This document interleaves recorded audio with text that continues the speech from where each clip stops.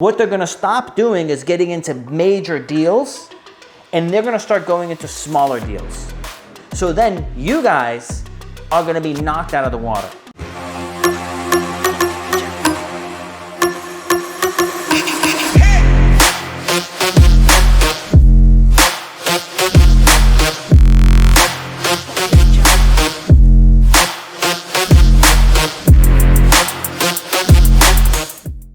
Hey, so I just want a question. So, with everything going on, like in the political environment, and Biden talking about, potentially getting rid of the 1031 exchange, whether or not that actually happens is another thing. But can you explain like how that would not only impact like large investors who potentially make that $500,000 capital? I'm sorry, $500,000 capital gains. Like, not only will it impact them, but how it also impact like newbie investors, small-time investors, single home family investors. Like, I know a lot of times people think like, hey, this is gonna impact like the big guys, but also can you like walk us through how it can impact everyone? So let me say this, like, me and your brother-in-law have been friends forever.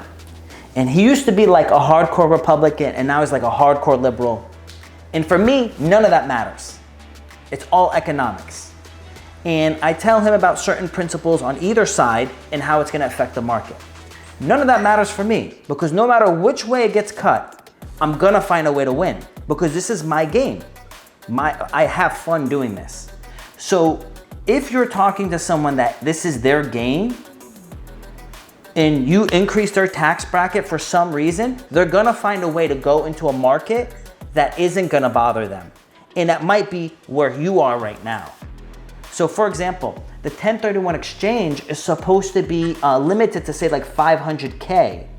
If that gets limited 500K, what they're gonna stop doing is getting into major deals, and they're gonna start going into smaller deals. So then you guys are gonna be knocked out of the water. Now, that market is already super tight right now. Deals under $500,000, super tight. All the deals I'm looking at are over $500,000 because there's less players involved. It's not a feeding frenzy. A property under $350,000, almost anywhere in the country, is super hard to find. Even as an occupancy, like for you want to live in it. And if you're talking about for investment, it's almost like impossible to find a good duplex for under 400K in a good area. Like it's really, really hard. So what will happen is, let's look at the macro picture.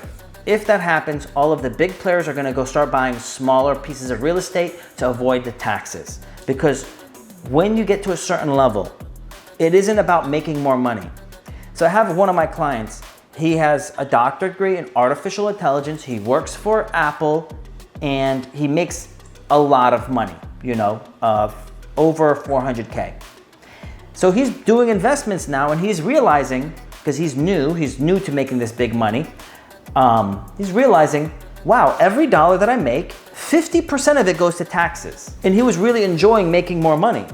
But now he's realizing, wait, it's not how much money I make. It's how much money I make net taxes. So he's changing what he's buying and where he's putting his money to be able to keep more money, net taxes. So what they're gonna happen is all of these players are gonna get into the under $500,000 market if this gets passed. So inflation, on the asset prices for under $500,000 are gonna go up a lot, which I'm cool with because I already own a bunch, that's where they say the rich get richer. Because if you manipulate the system, people that are playing the game are gonna figure out another way to win, because that's what they're into. So what I would do, right? You're saying, because the real question is, Pascal, we get it, but what can I do about this? This is what I would do, right? Because if they're gonna play with my game, I'm gonna figure out another way to win, which I would end up not being concerned about the 1031 exchange.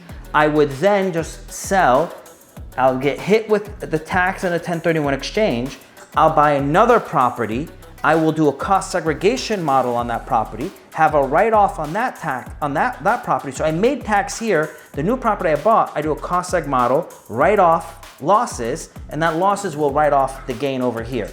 I just have to make sure that I execute both plans within that same tax year. And then that would be one of my plans I would do. So yeah, go ahead. Yeah, well, if that makes sense, that's actually like another reason that got me thinking about why maybe I should just build a property rather than try to find one. Because I feel like by the time I am able to acquire one, if this bill passes, I feel like it'd be a lot harder to find anything. Well, or sell all three right now. Like sell all three right now, use that money to buy something right now so you can ride the inflation wave. Because for you the cost of lumber is tripled, and depends on how far back you look, has quadrupled. A piece of, I just bought a bunch of 2x4x8 pieces of lumber. Those used to go for like $2 to $3 a board. They're now almost $8 a board. So if you're building a house from scratch, it's gonna be expensive. And then for you to get a loan to build a house from scratch, you might not be able to, because you really have to be in a good financial position for the bank to give you the money to do that. So you could, one, sell 2 lots, use the money from the 2 lots to help fund the down payment for building the property, or sell all 3 and use that money to buy a property. The tax you would owe on selling those 3, you're gonna use that money to, or the profit you make from selling all 3 lots, you'll use that money to buy the next property. And then you're gonna write down that property. What does that mean, write down? Write down means you're gonna depreciate the property or have a paper loss, and that paper loss should wipe away the profit you made on selling the pieces of land. So tax-wise, you shouldn't have a net difference, and then you can afford to buy the new property now. And then the inflation should help you, gain a bunch of appreciation.